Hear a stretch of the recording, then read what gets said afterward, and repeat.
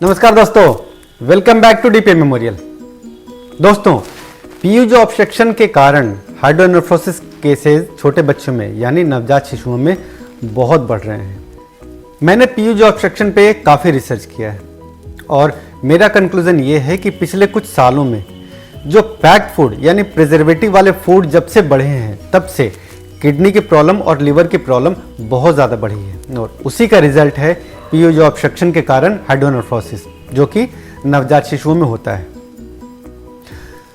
दोस्तों, किडनी एक muscular organ है। मस्कुलर ऑर्गन यानी इसके अंदर कोई हड्डी नहीं है। तो जब हाइड्रोनेफ्रोसिस होती है यानी जब ये फूलता है और ठीक होने के बाद जब ये वापस अपनी जगह पे आता है तो बिल्कुल नॉर्मल नहीं हो पाता।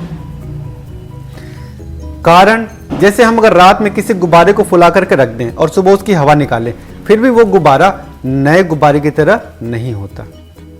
क्या होता है? थोड़ा सा फूला फूला सा, फैला फैला सा होता है। यही किडनी के साथ होता है। वैसे ही अगर ये हाइड्रोनेफ्रोसिस मॉडरेट या ग्रॉस अगर लंबे समय तक रह जाए तो ये किडनी वापस नॉर्मल शेप में बड़ी मुश्किल से आती है, कभी कभी नहीं भी आती। पीयूज ऑब्स्ट्रक्शन, इसके बारे में medical science, modern medical science या लगभग सारे डॉक्टर कहते हैं कि दवाई से इसका इलाज संभव नहीं है। लेकिन जैसा आपने मेरे वीडियोस में देखा है, पहले भी मेरे केसेस ठीक हो चुके हैं। मेरे कई केसेस पीयूज ऑब्स्ट्रक्शन के बच्चों के ठीक हुए हैं और वो बिल्कुल ठीक है, अब उन्हें कोई दिक्कत नहीं है। लेकिन कई बच्चों में हाइड्रोनेफ्रोसिस रह गई है, उसका कारण मैंने भी आपको बताया है। तो ऐसा नहीं है कि पीयूज ऑब्स्ट्रक्शन का दुनिया में कोई इलाज नहीं है। एक बार अच्छी होम्योपैथी ट्राई कीजिए, आपको फर्क दिखेगा। आज मैं ऐसा ही एक केस लेके आया हूं, मॉडरेट लेफ्ट साइडेड हाइड्रोनेफ्रोसिस का, जो कि पीयूज ऑब्स्ट्रक्शन के कारण था। उसके पहले थोड़ी सी और बातें जान लेते हैं। अगर किसी की रिपोर्ट में हाइड्रोनेफ्रोसिस दिखा रहा है और यूरेटर डायलेटेड नहीं है, यानी पेशाब की नली जो है वो फैली हुई नहीं है, यानी कि पीयूज ऑब्स्ट्रक्शन है। अगर हाइड्रोनेफ्रोसिस के साथ साथ यूरेटर भी डायलेटेड है, यानी यूरेटर भी फूला हुआ है, तो पीयूज ऑब्स्ट्रक्शन नहीं है। ऐसी कंडीशन को हाइड्रोयूरेट्रोनेफ्रोसिस कहते हैं। HDN is hydronephrosis and HDUN is hydroureteronephrosis. तो अगर किसी को हाइड्रोयूरेट्रोनेफ्रोसिस है तो ये मानिए कि उसे पीयूज ऑब्स्ट्रक्शन नहीं है। बहुत रेयरली पॉसिबल है, इम्पॉसिबल कुछ भी नहीं होता। तो हाइड्रोयूरेट्रोनेफ्रोसिस के केस में ऑब्स्ट्रक्शन पीयूज नहीं है, नीचे की तरफ कहीं है। या तो कोई नीचे स्टोन फंसा है, या जहां पे पेशाब की नली पेशाब की थैली से जुड़ती है वहां पे कोई ऑब्स्ट्रक्शन है, कैन बी एनीथिंग। लेकिन पीयूज ऑब्स्ट्रक्शन होने के चांसेस नहीं के बराबर है। तो अगर किसी की रिपोर्ट में इलाज के बाद हाइड्रोयूरेट्रोनेफ्रोसिस आए या यूरेटर डायलेटेड आए तो हम मान लें कि पीयूज ऑब्स्ट्रक्शन ठीक हो चुका है। अब हाइड्रोनेफ्रोसिस रह रही है क्योंकि हाइड्रोनेफ्रोसिस काफी लंबे समय तक थी, इसलिए किडनी में फुलावट है। तो आज मैं एक और केस लेके आया हूं पीयूज ऑब्स्ट्रक्शन का, जो कि होम्योपैथी दवाई से ठीक हुआ। लेकिन अभी हाइड्रोनेफ्रोसिस पूरी तरह से ठीक नहीं हुई है। समय के साथ पूरी उम्मीद है कि वो भी ठीक हो जाएगी। ये बच्चा मेरे पास अप्रैल 2023 में लाया गया। इसे मॉडरेट हाइड्रोनेफ्रोसिस लेफ्ट साइड का है, जैसे कि आप रिपोर्ट में देख सकते हैं। ये दिल्ली के रहने वाले हैं, तो यहाँ के लगभग हर डॉक्टर ने ये कहा कि इसका इलाज दवाई से संभव नहीं है, ऑपरेशन ही करना पड़ेगा, पाइलोप्लास्टी करनी पड़ेगी, पेशाब की नली को काटेंगे और उसे फिर जोड़ देंगे और ये रास्ता खुल जाएगा। लेकिन मेरे पास कई केसेस ऐसे हैं जिसमें कि पाइलोप्लास्टी फेल हो चुकी है, दो पाइलोप्लास्टी फेल हो चुकी है। बच्चे को दोबारा 2 ऑपरेशन के बाद भी हाइड्रोनेफ्रोसिस हो गई है पीयूज ऑब्स्ट्रक्शन के कारण। तो ये मेरे पास आए, ये इसलिए भी डरे हुए थे, इन्होंने भी इंटरनेट पे देखा कि ये प्रॉब्लम दोबारा हो जाती है ऑपरेशन के बाद, तो ये ऑपरेशन कराने के चक्कर में नहीं थे। इनका इलाज मैंने शुरू किया। जब बच्चे का मैंने केस लिया, दुबला पतला सा बच्चा, बहुत एक्टिव था, बहुत शैतान जो कहते हैं, गुस्सा बहुत कम आता था, लेकिन जब आता था तो बहुत ज़्यादा आता था। देखने में नॉर्मली लगता ही नहीं था कि हाँ इसके अंदर मॉडरेट हाइड्रोनेफ्रोसिस है। इसे पेन होता रहता था।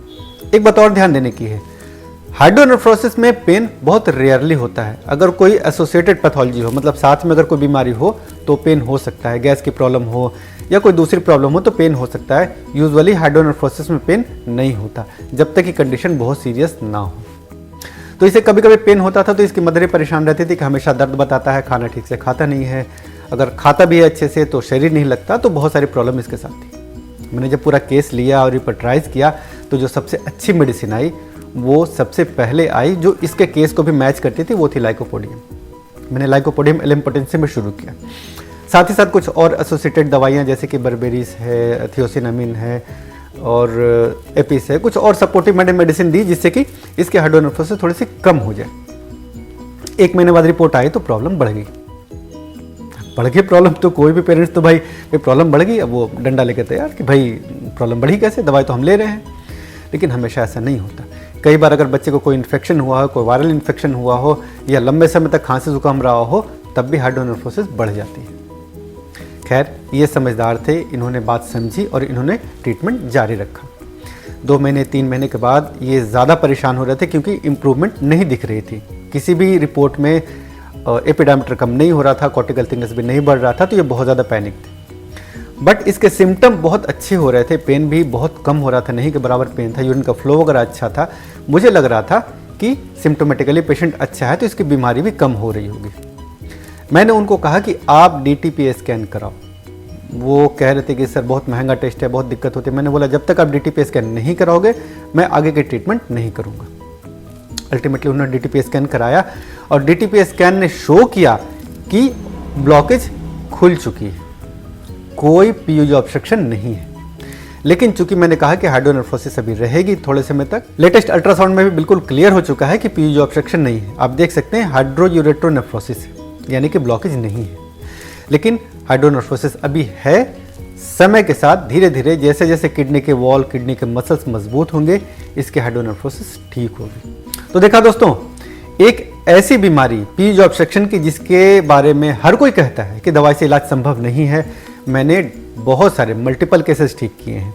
बहुत लोग डिससेटिस्फाइड रहते हैं, उनको लगता है कि भाई वो पैसे दे रहे हैं, इलाज करा रहे हैं तो उनका बच्चा ठीक क्यों नहीं हो रहा है। मैं भगवान नहीं हूँ, मैं सिर्फ अच्छे से अच्छा इलाज करता हूँ, ठीक करना परमात्मा के हाथ में है।